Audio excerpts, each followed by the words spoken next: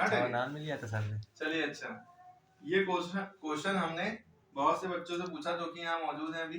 नमाज किस तरफ मुंह करके पढ़ते हैं? क्योंकि ये क्वेश्चन क्यों उठा, क्योंकि हम डायरेक्शन के बारे में बता रहे थे। आप लोगों को पता है कि हमारे 4 डायरेक्शन होते हैं। कौन से? East, west, north, south. East माने पूरब, वेस्ट माने पश्चिम, नॉर्थ माने उत्तर और साउथ माने दक्षिण, है ना। आपको ये भी पता होगा, उर्दू में सुना होगा मशरिक, मगरिब, और तीसरा कौन सा होता है? तीसरा जो होता है कमेंट करके बताइएगा, ठीक है। मशरिक माने जिधर, हाँ, मगरिब में सूरज डूबता है। मशरिक माने सूरज जिधर से निकलता है, मगरिब माने सूरज जिधर डूबता है। अच्छा, क्वेश्चन हमने ये पूछा था कि मुसलमान नमाज किधर को मुंह करके पढ़ते हैं, है ना। अब रहने दो, टाइम निकल गया। सूरज डूबता है। अच्छा, तो ये भी एक ऐसा तरीका है समझने, बहुत देर में बताया इन्होंने। मुसलमान किस डायरेक्शन में फेस करके नमाज पढ़ते हैं या सजदा करते हैं, नमाज पढ़ते हैं? तो इसका आंसर ये है कि मुसलमान या मुस्लिम अगर इंडिया में है तो वो वेस्ट की तरफ मुंह कर नमाज पढ़ते हैं। किधर को? वेस्ट के।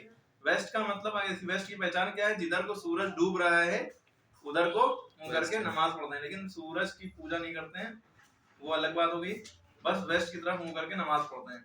ईस्ट उसे कहते हैं जिधर सूरज निकलता है, यानी पूरब उसे कहते हैं जिधर से सूरज निकल रहा है, और वेस्ट उसे कहते हैं जिधर को सूरज डूब रहा है, ठीक है। अगर आप सूरज जिधर से निकल रहा है उधर का मुंह करके खड़ा हो और हाथ यूं करे रहे जिधर को सूरज निकल रहा है, तो आपको उल्टा हाथ जो है वो नॉर्थ होगा, आपका सीधा हाथ साउथ होगा।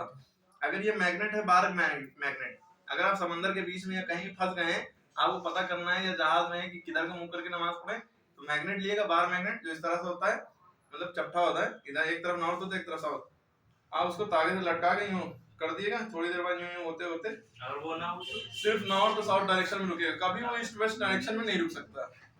अगर हम अर्थ में हैं, दुनिया में हैं, तो कभी वो ईस्ट वेस्ट डायरेक्शन में नहीं रुक सकता। वो जब रुकेगा तो नॉर्थ और साउथ डायरेक्शन में ही रुकेगा। तो आप समझ जाएंगे इधर नॉर्थ इधर साउथ, तो इधर वेस्ट होगा इधर ईस्ट होगा, ठीक है।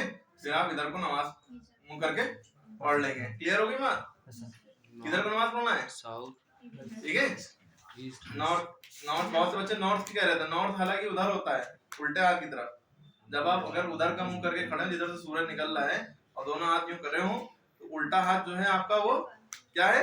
नॉर्थ है। सीधा हाथ आपका साउथ है, राइट हैंड आपका साउथ है, और आपके पीछे वेस्ट है और आपके सामने ईस्ट है, जिधर से सूरज निकल रहा है ना।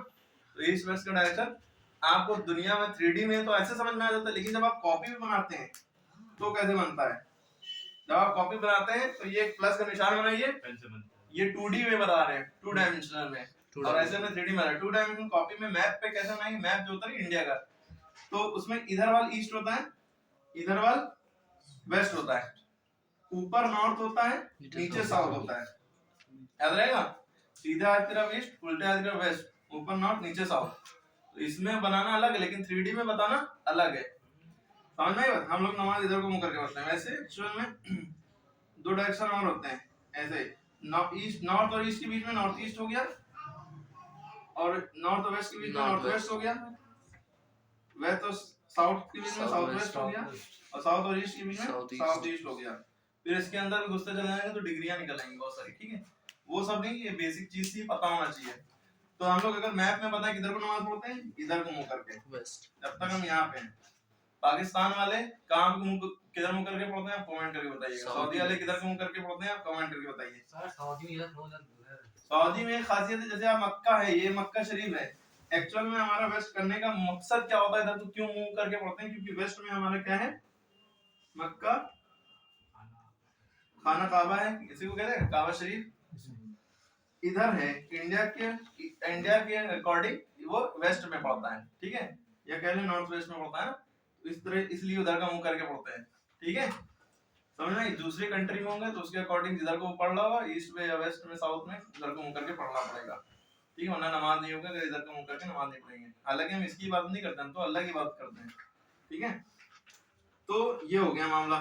लेकिन अगर कोई जो है वहां पे है, मक्का मतलब सऊदी में है, जहाँ पे हज किया जाता है, परफॉर्म किया जाता है, तो आप ये किधर का मुंह करके नमाज पढ़ेगा? तो चारों तरफ ऑल डायरेक्शन में नमाज पढ़ सकते हैं, क्योंकि इसके चारों तरफ अगर खड़े होकर नमाज पढ़ेंगे तो चारों तरफ, वहां पे तो चारों तरफ, और ये दुनिया का सेंटर है। वर्ल्ड जो बना था, दुनिया जब बननी शुरू हुई थी, तो यहाँ पे एक बुलबुला फूटा था, पानी का बुलबुला ही फूटा। पहले दुनिया, अल्लाह का अर्श पानी पर था, यहाँ पे वर्ल्ड के सेंटर में बुलबुला फूटा, और वो फैलता गया, जमीन फैलती गई, तो जहाँ से बुलबुला फूटा था वहीं पे मक्का मदीना बना है। उसकी ऊपर सीधान में अर्श है अल्लाह का, अर्श माने तख्त जिसके ऊपर अल्लाह ताला है, और उस तख्त के 4 पाए हैं, 4 पायों को 4 फरिश्ते पकड़े खड़े हैं, 4 फरिश्ते पकड़े खड़े हैं, और कयामत तक के पकड़े रहेंगे। जब सारी दुनिया खत्म हो जाएगी, प्रलय आ जाएगी, कयामत आ जाएगी, द लास्ट डे जिसे कहते हैं, प्रलय हिंदी में कहते हैं, उस दिन सब लोग मर जाएंगे। जो मौत, जो हमारी रूह कब्ज करने वाले फरिश्ते हैं, वो कौन है? इजराइल अलैहिस्सलाम, इजराइल अलैहिस्सलाम, इजराइल, जिनको मलिकुल मौत कहते हैं, है ना। इन्होंने अब तक के जितने लोग मरे हैं, इन्होंने ही सबकी जान निकाली है। पैरों से निकालते हैं, गर्दन में फंसा देते हैं, या कहीं फंसा देते हैं, तकलीफ होती रहती है, फिर आखिरी में मुंह नाक से कहां निकल जाती है, मुंह से निकल जाती है ना, तो इंसान की आंखें में टंगी रह जाती है, क्योंकि वो देख रहा होता है मौत के फरिश्ते को, और कुछ बता नहीं सकता, कुछ कर नहीं सकता। ठीक है, सबको ये मंजर देखना है, हर नफ्स को मौत का मजा चखना है। ठीक है, ठीक है, समझ में आ रही बात?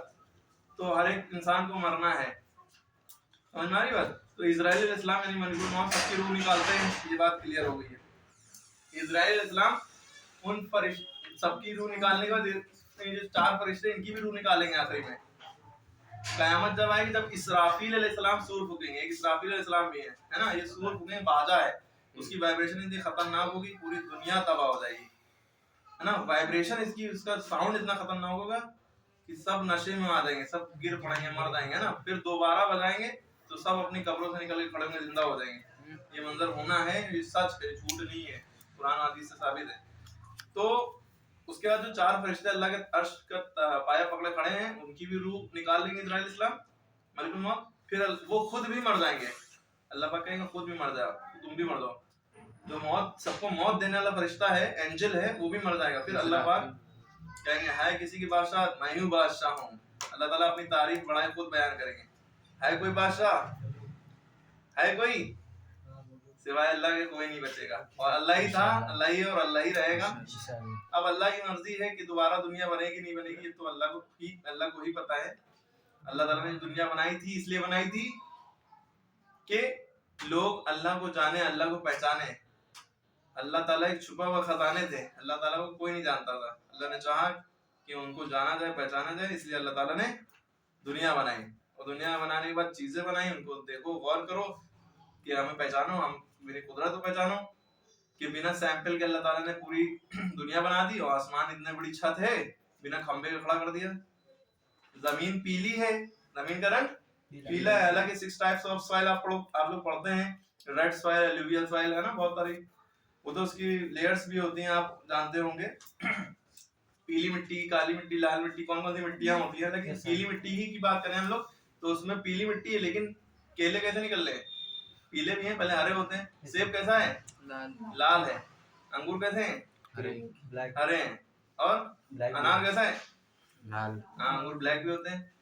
तो अलग अलग कलर के रंग बिरंगे फल फ्रूट निकल रहे सब, ये अल्लाह ताला की कुदरत है, इससे आप पहचानिए, है ना। रात में सोने से पहले देखिए सितारे कितने बड़े बड़े हैं, दुनिया से 13 लाख गुना बड़ा सूरज है, सन, और सूरज से कई लाख गुना बड़े बड़े सितारे हैं। वो इतनी दूर है, इसलिए छोटे दिखते हैं, और यूं यूं दिखते हैं नुकीले 5 स्टार, 5 कोने नहीं होते हैं, पेंटागन नहीं होता है, पेंटागन तो अलग चीज होगी ना, 5 उसके वो कोने नहीं होते हैं, वो हल्का, असल में वो भी गोल होता है। और सूरज भी हमारा एक स्टार ही है, सूरज भी सितारा ही है। और हम लोग सोचते हैं कि खाली सोलर सिस्टम, हम लोग जानते हैं कि भाई 8 प्लैनेट्स हैं और सूरज है, उसके अलावा कुछ है नहीं। दुनिया जो है अर्थ के, सूरज के चारों चक्कर लगा रही है, चांद जो है अर्थ के चारों चक्कर लगा रहा है, ऐसा नहीं है। इसी तरह के लाखों करोड़ों सोलर सिस्टम है, और स्पेस में लाखों करोड़ों सूरज हैं। हम लोग सोचते हैं कि हमारी अर्थ है, एक ही चांद है अर्थ के, तो इसी तरह जो सोलर सिस्टम में प्लैनेट्स हैं, जुपिटर वगैरह, तो 67 या 64 या 67 खाली जुपिटर के 5 चारों तरफ चांद हैं। तो ऐसी कर करके दुनिया बहुत बड़ी है, दुनिया नहीं, यूनिवर्स बहुत बड़ा है। यहाँ तक कि ये भी थ्योरी है, यूनिवर्स ही नहीं, मल्टीवर्स है, एक यूनिवर्स खत्म होगा, दूसरा भी यूनिवर्स है, अनफाइनाइट। तो हम तो ये सोचते हैं कि जब ये सोचते हैं हम, तो हम ये सोचते हैं फिर अल्लाह पाक कितने बड़े होंगे।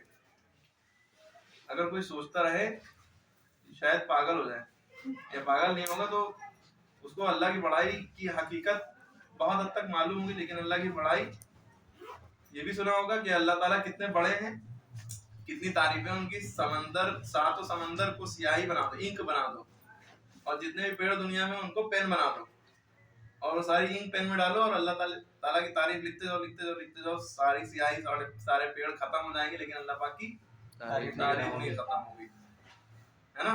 अल्लाह ताला ऐसी चीज है, ठीक है। बहुत बड़ा लेक्चर हो गया, कल से ऐसी इलेक्ट्रिक फील्ड, मैग्नेटिक फील्ड, हम पता नहीं कहां से कहां पहुंच गए, ठीक है।